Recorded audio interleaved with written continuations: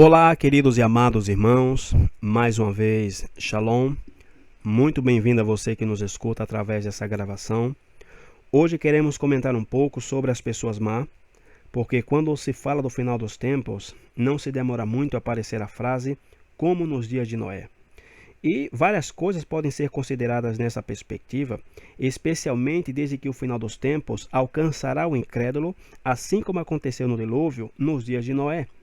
No entanto, o que nós queremos abordar aqui hoje é algo que eu acredito que muitas vezes se passa por alto quando se examina as palavras do Messias, aqui no livro de Mateus, capítulo 24, verso 37. E como foi nos dias de Noé, assim será também a vinda do Filho do Homem. Então, quando as pessoas leem isto aqui, o que é que vem à mente das pessoas? Pois o relato de Gênesis, capítulo 6, verso 5. E viu o Senhor que a maldade do homem se multiplicara sobre a terra, e que toda a imaginação dos pensamentos de seu coração era só má continuamente. Então, quando as pessoas leem este versículo aqui, elas já pensam que os tempos estão piorando, que o mundo está ficando cada vez pior. Porém, meus queridos, definitivamente nós não estamos vivendo em dias em que a imaginação dos pensamentos dos homens são apenas sobre o mal todo o tempo.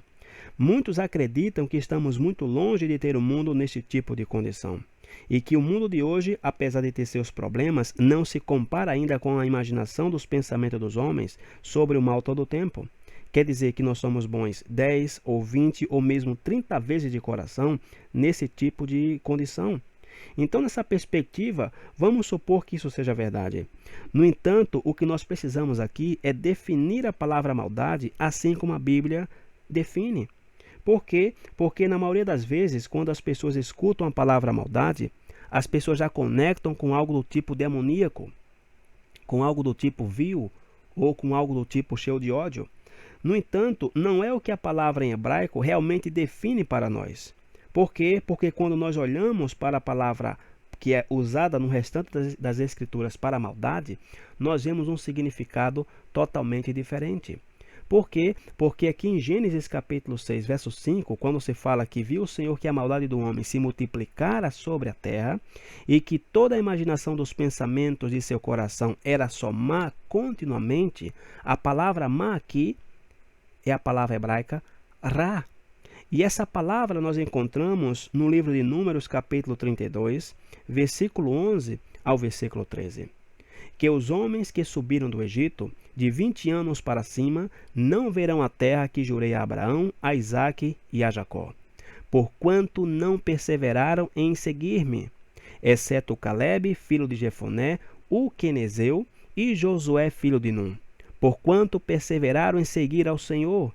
Assim se acendeu a ira do Senhor contra Israel, e fê-los andar errantes pelo deserto 40 anos, até que se consumiu toda aquela geração que fizera mal aos olhos do Senhor. Então são várias as variações para essa palavra nas Escrituras. No entanto, nesse verso aqui em particular de Números capítulo 32, é a mesma palavra que é usada em Gênesis capítulo 6, verso 5. E nós podemos encontrar um caso similar em relação ao povo de Israel quando estava celebrando em torno do bezerro de ouro. No livro de Êxodo, capítulo 32, no verso 22, disse: Então respondeu Arão: Não se acenda a ira do meu senhor. Tu sabes que este povo é inclinado ao mal. Então a desobediência ela está sendo comparada com uma rã maligna aos olhos de Deus. Então nós não podemos definir os termos bíblicos em nossa mentalidade grego-romana. Nós temos que medir no padrão em que Deus estabelece. Então, quando nós pensamos na palavra mal, nós não podemos deixar nossa mente vagar para uma mentalidade negra, uma mentalidade escura.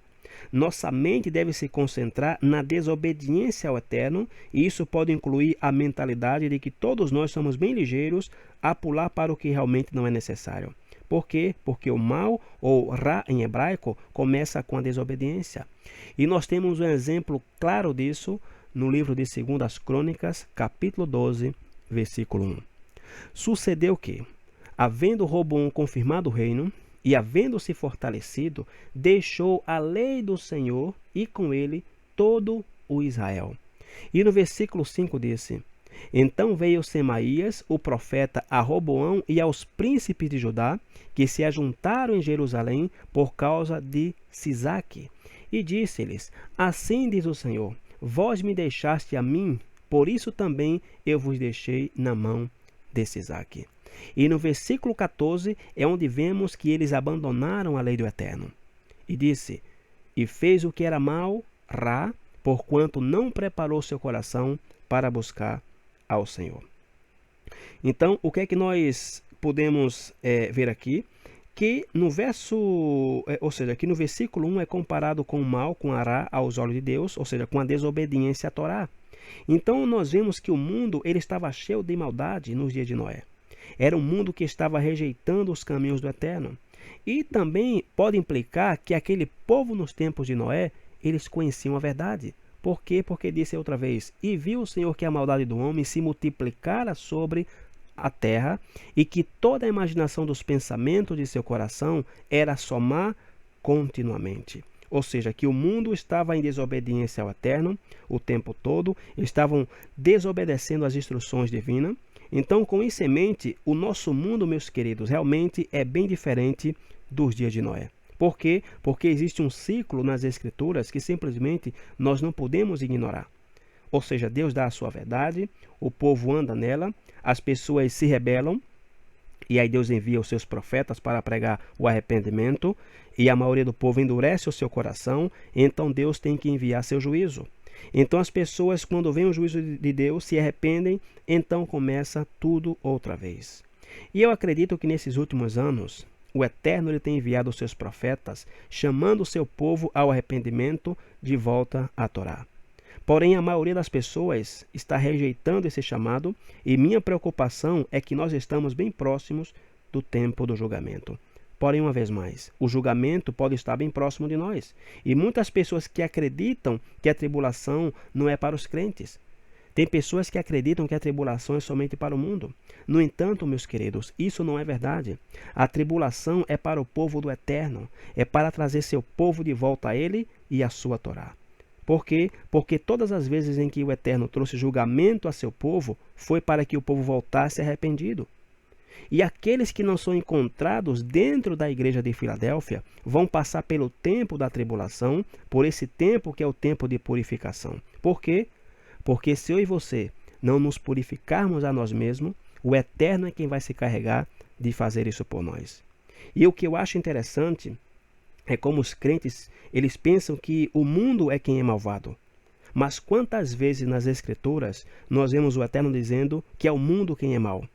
E não me interpretem mal, eu sei que o mundo está cheio de maldade, que os caminhos do mundo são mau, mas quase sempre é o povo de Deus que é chamado de mau. Por quê? Porque eles conhecem a verdade, mas eles rejeitam escolher os caminhos do Eterno, que é a Torá, e escolhem os caminhos do mundo. A pessoa ela vê que o que ela está fazendo ou praticando é algo dos caminhos do mundo, mas quando você faz as coisas dos caminhos do mundo em desobediência a Deus, sabendo a verdade, então é aí que Deus chama seu povo de mau, de maligno. E se nós não nos arrependemos e voltarmos para os seus caminhos, pois o que irá acontecer? Pois o que disse em Apocalipse capítulo 13, versículo 10. E se alguém levar em cativeiro irá. E se alguém matar a espada, será necessário que a espada seja morto. Aqui está a paciência e a fé dos santos.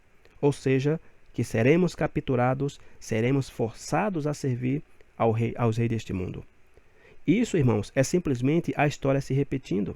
Será exatamente como Deus castigou seu povo em tempos passados. Então, da próxima vez em que você escutar alguém falando sobre pessoas más, verifique e certifique-se de que Deus não esteja pensando o mesmo de você.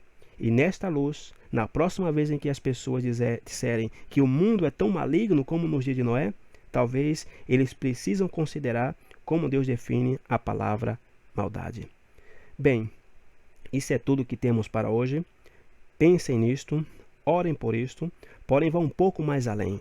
Não seja apenas um ouvinte da palavra de Deus, seja um praticante da palavra. Que Deus abençoe a tua vida. Shalom e até a próxima.